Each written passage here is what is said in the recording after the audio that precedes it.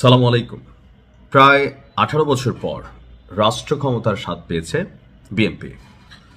এখন বিএনপি ক্ষমতায় যাবার পর গতকালকে থেকে নানান আলোচনা আছে, মন্ত্রিপরিষদ গঠিত হচ্ছে, অনেকের নাম আলোচনায় আছে। তবে একটা সরকারের মধ্যে দুইটি প্রধান পদ থাকে, একটা হচ্ছে প্রধানমন্ত্রী পদ আর একটা হচ্ছে রাষ্ট্রপতি পদ। তো আওয়ামী লীগ বলেন, বিএনপি বলেন, খুবই সচরাচর দেখা যায় যে নিজ দলের বাহিরে গিয়ে এমন গুরুত্বপূর্ণ পদ অর্থাৎ রাষ্ট্রপতি এই ধরনের একটা পদের মধ্যে কাউকে বসান। অতীতে আপনার রাষ্ট্রপতি কি বলা হয় যে শাহাবুদ্দিন চৌধুরী, আমাদের যে চুপ্পু সাহেব আছেন তিনি না, এর আগে যিনি ছিলেন বিএনপির সময় সম্ভবত ওনাকে করা হয়েছিল। তো এইবারও কি আসলে এরকম কোনো ব্যতিক্রম কিছু দেখতে পাচ্ছি আমরা? কেন এতগুলো কথা বললাম? রাষ্ট্রপতি পদ নিয়ে 4 জন ব্যক্তির নাম আলোচনায়, এর মধ্যে 3 জন হচ্ছেন দলটির প্রবীণ নেতা আর একজন হচ্ছে অরাজনৈতিক একজন। বুঝতেই পারছেন, ক্যাপশন দেখে বা টাইটেল দেখে বুঝেই গেছেন যে এই একজন হচ্ছে অন্তর্বর্তীকালীন সরকারের যিনি প্রধান উপদেষ্টা ছিলেন ডক্টর মোহাম্মদ ইউনুস। এখন এটাও একটা পলিটিক্স, তবে শুধুমাত্র কি ইউনুসের নাম এসেছে? না, দলটির স্থায়ী কমিটির সদস্য নজরুল ইসলাম খান এবং অন্তর্বর্তী সরকারের প্রধান উপদেষ্টা প্রফেসর ডক্টর মোহাম্মদ ইউনুস রাষ্ট্রপতির পদে আপনার সবচেয়ে বেশি আলোচনায় রয়েছেন। অর্থাৎ বিএনপির যিনি স্থায়ী কমিটির সদস্য নজরুল ইসলাম খান, উনিও রাষ্ট্রপতি পদে আলোচিত হচ্ছেন, পাশাপাশি ডক্টর ইউনুসও একই পদে আলোচনায় আছেন সর্বোচ্চ লেভেলে। এছাড়া তিনি আপনার নজরুল ইসলাম খান যিনি আছেন, তিনি নির্বাচনে কোনো প্রতিদ্বন্দ্বিতা করেন নাই।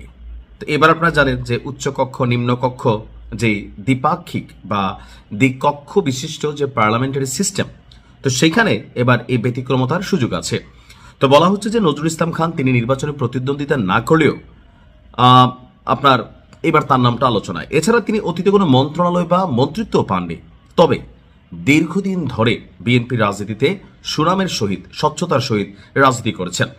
আর ব্যক্তি জীবনে ওনার যে ক্যারিয়ার, সেখানে একমাত্র কুয়েতে তিনি রাষ্ট্রদূতের একটা দায়িত্ব পালন করেছেন। এই ব্যতিক্রমী কর্মজীবন এবং অভিজ্ঞতাই তাকে পারদর্শী হিসেবে বিবেচিত করছে রাষ্ট্রপতি পদে।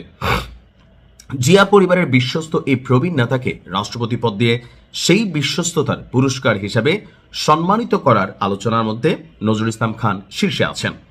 দলীয় সূত্রটি বলছে তার দীর্ঘদিনের অবদান এবং নেতৃত্ব বিএনপির অভিজ্ঞতার ভারসাম্য রক্ষায় গুরুত্বপূর্ণ ভূমিকা পালন করবে।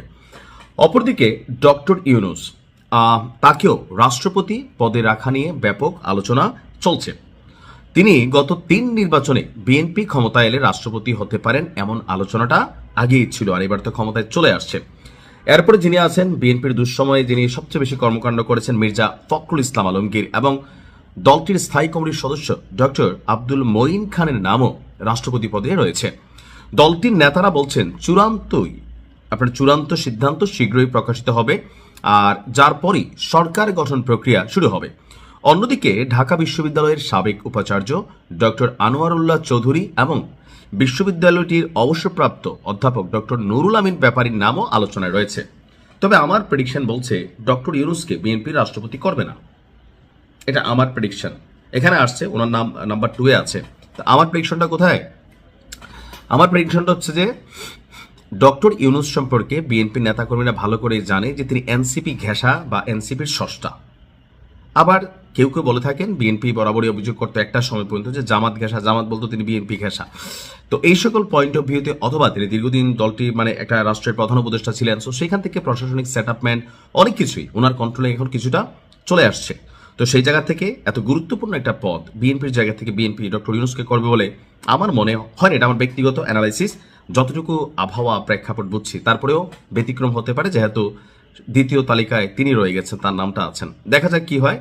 তবে আমি মনে করি নজরুল ইসলাম খানকে একজন বিচক্ষণ, স্বচ্ছ, ভালো মানুষ, রাজনীতিবিদ, এটা ওনাকে দেওয়া যায়। ভালো থাকুন। আসসালামু আলাইকুম।